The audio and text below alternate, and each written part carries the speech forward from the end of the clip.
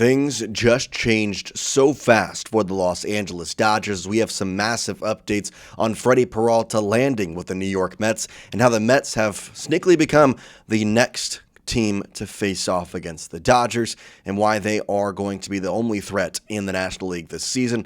We break it down here today on Dodgers Digest. Welcome, everybody. I'm Jace Andrews. I appreciate you tuning in to today's show. Hope you're having a wonderful day. The deal is done. Freddy Peralta will not be a Los Angeles Dodger. However, he will be a New York Met. Jeff Passan saying the New York Mets have acquired all-star right-hander Freddy Peralta in a trade with the Milwaukee Brewers. Sources tell ESPN the deal is officially done, and top prospects Jet Williams and Brandon Sprout are headed to Milwaukee. One more big league pitcher will head to the Mets. The Mets, after losing Kyle Tucker, and we saw the reports if you didn't, the Mets really thought that they were going to get Kyle Tucker. They really thought that they were going to get him.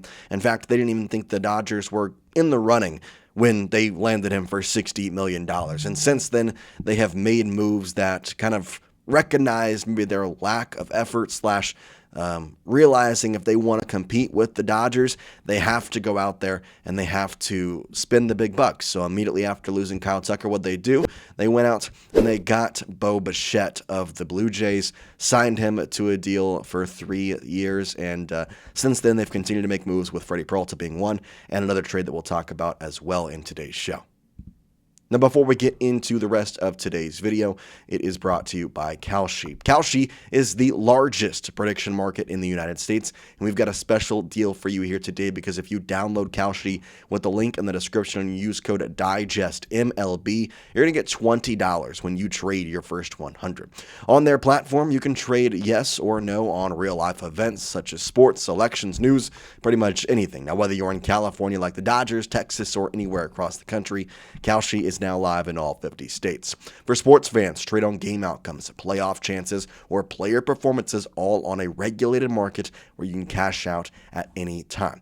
The NFC Championship game is here. We talked about trading on the props. Jackson Smith and Jigba, yes, to score a touchdown at 50%, but I'm going Puka Nacua, the 45%. You can also trade on the actual NFC Championship winner. Trading on the Los Angeles Rams right now, you can trade 100 to get $239 back. It's genuinely the smarter way to use your sports or news knowledge, and you can close positions whenever you want. Again, download Kalshi with the link in the description, and don't forget to use this code DIGESTMLB to get your $20 bonus. So the Mets land Freddy Peralta, and, good for them. They've made some very smart moves, and they are right up to the Dodgers in terms of payroll. Now, Freddy Peralta is not going to add anything to their payroll just because he is in arbitration in the final year. Obviously, he's getting paid a decent amount, but he's not getting paid anywhere near top league money. 33 games this past season, pitched in 176 innings, having 204 strikeouts. Hits per nine was great. ERA was great. WHIP was great. You understand why the Dodgers were heavily interested in Freddy Peralta, at least up until about a couple hours ago. And that's kind of where we have to really take a look at the Dodgers and kind of see what their priorities are set in, and we're kind of going to break that down. So what do I mean a couple hours ago? We got some interesting reports out of Dodgers camp saying that they are feeling pretty good with the roster. In fact, Andrew Friedman earlier today said the Dodgers roster feels pretty set. He downplayed the chance of any seismic activity and said the team is not in the market to add a starting pitcher, which is a very funny thing considering how much we talked about the Dodgers acquiring Freddy Peralta, not just yesterday. I mean, Katie Wu had a whole article, The Athletic, talking about the Dodgers being so interested in Freddy Peralta. It ends up not happening. It also seems like Tariq Skubal will also stay in Detroit for now.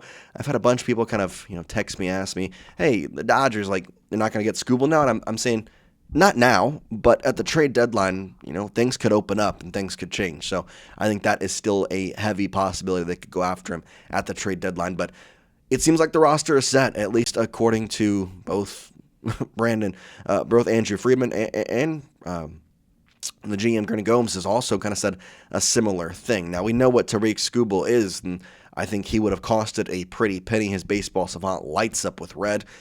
And I still think he might cost a pretty penny at the trade deadline, but I'm not going to say that the Dodgers aren't going to acquire him. I think that would be bad of anyone to say that the Dodgers can't go out and do what they want. And I fully believe if they feel as though they need starting pitching, if injuries come to bite them back again, then they're going to go after a guy like Tariq Skubal. They're going to go after a guy that might not be Freddy Peralta, but a guy similar to his level. Now, it wasn't just Andrew Freeman who kind of commented on the Dodgers' activities. Also was Brandon Gomes, the Dodgers GM. He said this, quote, "We're close to done. We can never be done. We won't say anything official, but we feel very good about this team with spring training a few weeks away," end quote.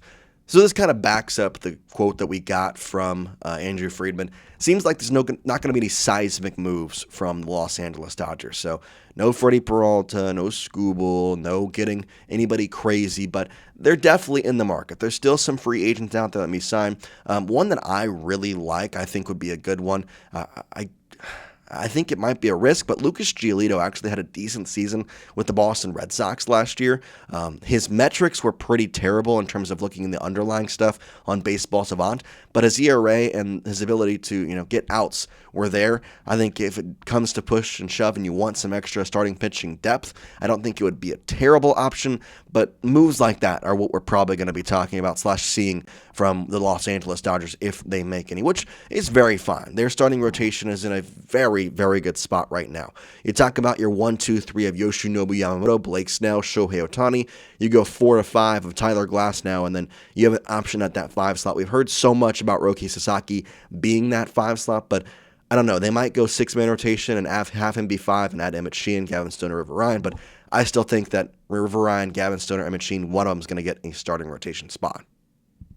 Now, this move obviously does kind of boost the Mets up for a lot of things. We talk about what they did, and they were able to get Bo Bichette, but we also kind of forget they got Luis Robert yesterday in a trade with the Chicago White Sox. And while Robert has not played to the level that everybody thought he would, it's still a very good trade, and I think that he could work out well with the New York Mets. And so, in my opinion, I said this at the top of the show, I really do think the NL team that will be competing most with the Dodgers or have the best opportunity to compete with the Dodgers is the New York Mets. Now, I don't think their pitching staff is as good as the Dodgers. I think their lineup is obviously fringe line, not as good, but I still think that the overweighing talent on their side as compared to other NL teams are there. Now, if Bo Bichette went to the Phillies, I think that I would look at the Phillies and the Mets the same way and say, yeah, I mean, they're not going to, in my mind, pose a threat. Whereas the Mets, with everybody they have and adding Freddy Peralta, I'm not going to sit here and say they pose a threat, but I will say if there's any team that could be meeting the Dodgers with a trip to the World Series on the line, I think that's the team that I would worry about the most, although the worry is still not high. I do ask the question, though, with the MLB season just about ready to get underway, at least spring training, literally just a couple weeks away. Do you think the Dodgers will make any moves before the start of the 2026 MLB season? I want you to let me know in the comments with a Y for yes or an N for no. Let me know your thoughts down in the comments. Again, Y for yes, N for no. I think they might make a move. I don't think it's going to be anything crazy. I think it might be an actual 40-man roster piece. I'm not going to sit here and say, oh, yeah, they'll make a move. It'll be a guy in AAA. Like, that's not a move to me. To me, it's for the Dodgers roster. So a part of the 40-man is what I'm kind of labeling that there. But I am intrigued to see what the Dodgers plan is with spring training. We did get some notes from Dave Roberts on Kyle Tucker. Seems like he plans to bat him in the top third of the order. So I think it would be fun to kind of take a look at what the Dodgers lineup could look like, especially with that knowledge in hand now. But that's time for another video. For now, though, we're going to let you go. We appreciate you. Hope you have a great rest of your night, and we'll see you next time, guys. Peace out.